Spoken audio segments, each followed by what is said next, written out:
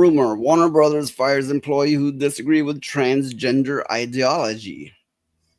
A new rumor alleges that Warner Brothers fires employees who disagree with transgender ideology. Again, I hate this articles like headline, then they repeat it.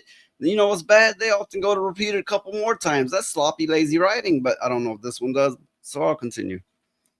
Grums shared on X. I was speaking with a WB dev just a few weeks ago. He was telling me about their HR training where they said you can't disagree with gender affirmation on social media as it is a firing offense.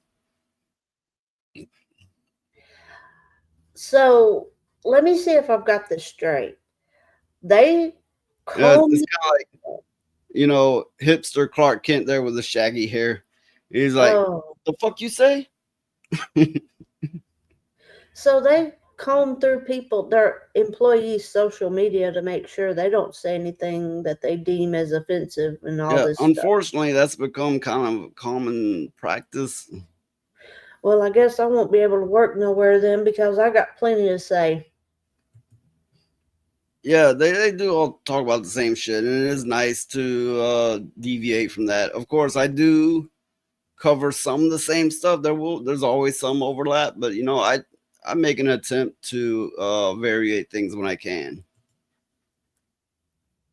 Well, I mean, I feel weird talking about the same stuff everybody else is all the time, because It says Newsbusters reported that Sadiq outlined his tactics as a panelist for the Aspen Institute webinar titled "The Future of DEI in Corporate America" back in February 2024. So to give you some insight as to how these people do and how they talk and how they make their rules. I just jump in real quick. That was just wonderful, Megan. That self-care would have been my piece of advice. I went through this at a off the record roundtable of CDOs recently, and one of the things that came up that is adjacent to self-care is the frustration of having to work with or persuade the most powerful person in your ecosystem that the work is worth it and that they should reveal themselves more, they should take a bigger role, whatever it is. And we came up with this strategy and I love it. It is find your people and ignore the person that you cannot persuade. You know exactly who they are. And if you can't bring yourself to do it because of your professional orientation, give it 30 days. Ignore them for 30 days. Don't take the bait. Don't send them the clip. Don't send them the newsletter. Don't send them the deck. Just focus on the people who are willing to do the work, the new arrivals to the work, the new leaders who are preparing, as we've talked about, to be better allies, to be more vulnerable, to communicate better. Work preparing them, and find your people even outside of your organization who can help you fine tune, who can help you make sure that you're not reading the situation wrong, and let you know that you're not alone. But absolutely do not get caught into that spin cycle of trying to persuade the most powerful person that you know who is not interested to be interested, because they're not coming. 30 days, you can do it. And if I can just add on to that point, because I think it's such a important point, even beyond leaders, there's always those few people who you'll never change. You'll never convince them. You can try for up until the end of eternity, and it will still not happen.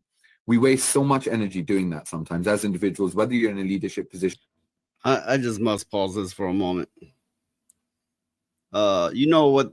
Even though it's not entirely spoken, what they're speaking of. Use your Mm-hmm. words. Well, basically, they're. Let me see if I've got this straight. Without saying so, they're pushing people out that Well, disagree. it was a webinar on DEI, and they're essentially saying if you can't convert them, ignore them. They're saying make it difficult on them, and uh, unless I'm mistaken, I believe they're saying, and eventually you'll get something on them to get them fired. Now, Yeah, if you that's look at that creature, to quote how Hypnotic speaks, but that's the word that came to mind. Look at the creature on the top right there. Ooh, that's such a monstrosity, isn't it now? yeah. That's what I that's what I was looking at. I couldn't really gauge if that was a real person or if they were, I don't know, but anyway, but my thought on this was, yeah, they're basically blacklisting the person they're not agreeing with without saying so, and then pushing them Yeah, out of the company. and this is a webinar to teach people to do that very thing, or if nothing else, to encourage one another to do it. Join a Yeah, team and so on.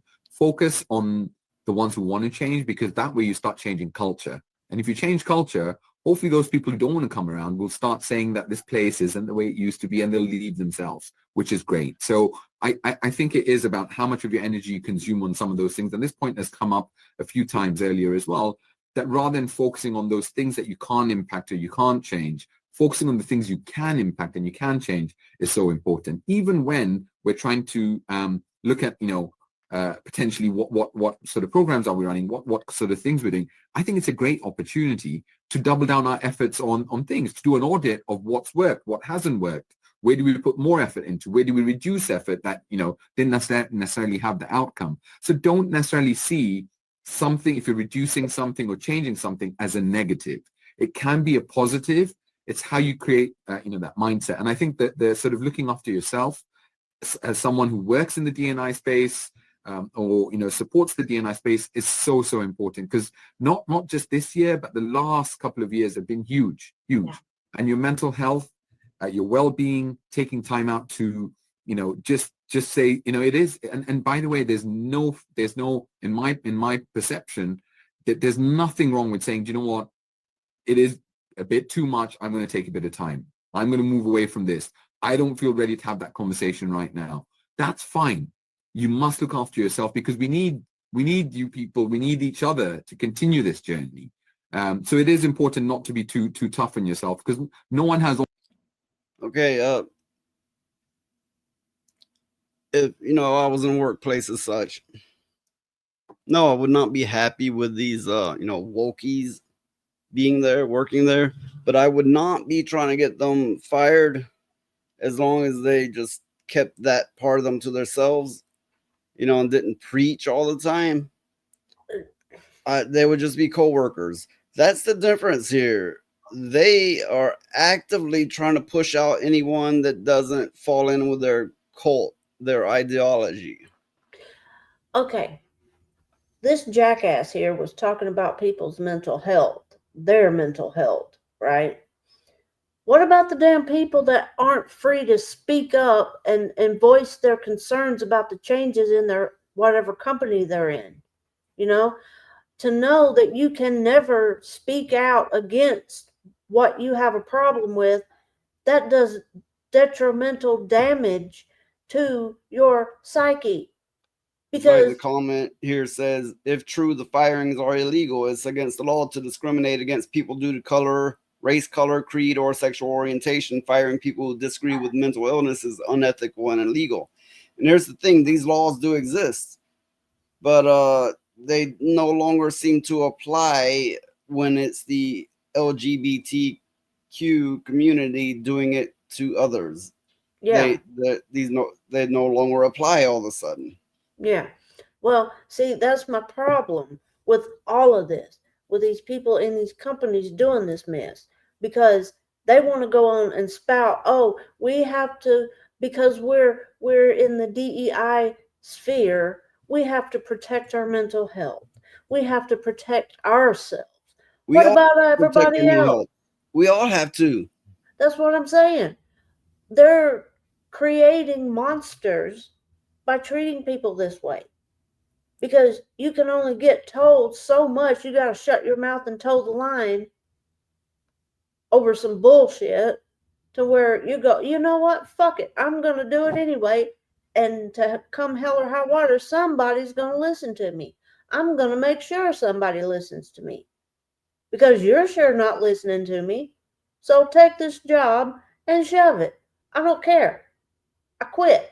Well, things may be slowly changing, but if it's too slow, it won't matter, because new generations will rise up and they will come to understand things a certain way. It will be normalized for them. They will get used to it, and they're going to be like, oh, but of course it's supposed to be this way. If change doesn't happen quick enough, it will be for nothing. It'll be Yeah. all be for naught. Well, that's another thing that I am highly against is the transformers in schools and the shit they're putting in the libraries that kids read, and the parents don't have a right to know what their damn kids are learning. And in fact, if they go ask, they'll get thrown in jail or whatever, you know? Now that was the rumor circulating, surrounding Warner Brothers. All these big companies and many of these smaller ones, this is happening in. For that matter, I've read this about many communities where a white comedian couldn't get a job, and and so on. You pick a community, they're pushing out the white people, they're pushing out the men that are straight. They're promoting, well, younger, of course, because people worship youth these days. They think if you're 25, you're ready for a nursing home, and if you're over 30, you shouldn't be on the internet. You're old, and what are you even doing? It's like, motherfucker, just wait till you get that age. It don't work like that.